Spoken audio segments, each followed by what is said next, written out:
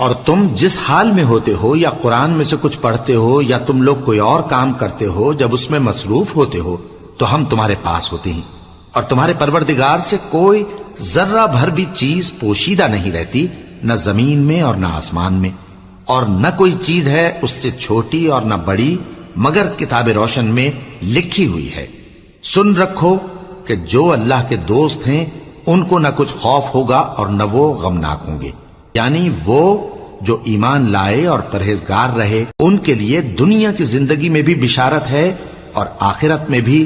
اللہ کی باتیں بدلتی نہیں، یہی تو بڑی کامیابی ہے۔ اور اے پیغمبر،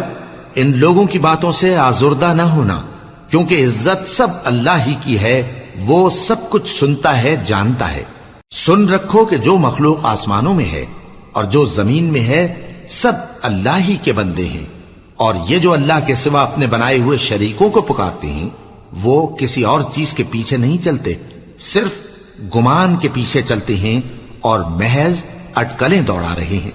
وہی تو ہے جس نے تمہارے لیے رات بنائی تاکہ اس میں آرام کرو، اور روز روشن بنایا تاکہ اس میں کام کرو۔ جو لوگ قوت سماعت رکھتے ہیں ان کے لیے اس میں نشانیاں ہیں۔ بعض لوگ کہتے ہیں کہ اللہ نے بیٹا بنا لیا ہے، اس کی ذات اولاد سے پاک ہے، وہ تو بے نیاز ہے، جو کچھ آسمانوں میں اور جو کچھ زمین میں ہے سب اسی کا ہے۔ اے افطرا پردازو، تمہارے پاس اس قول باطل کی کوئی دلیل نہیں ہے، کیا تم اللہ کی نسبت ایسی بات کہتے ہو جو جانتے نہیں؟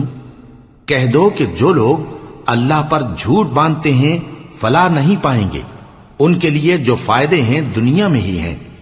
پھر ان کو ہماری ہی طرف لوٹ کر آنا ہے، اس وقت ہم ان کو عذاب شدید کے مزے چکھائیں گے، کیونکہ وہ کفر کی باتیں کیا کرتے تھے۔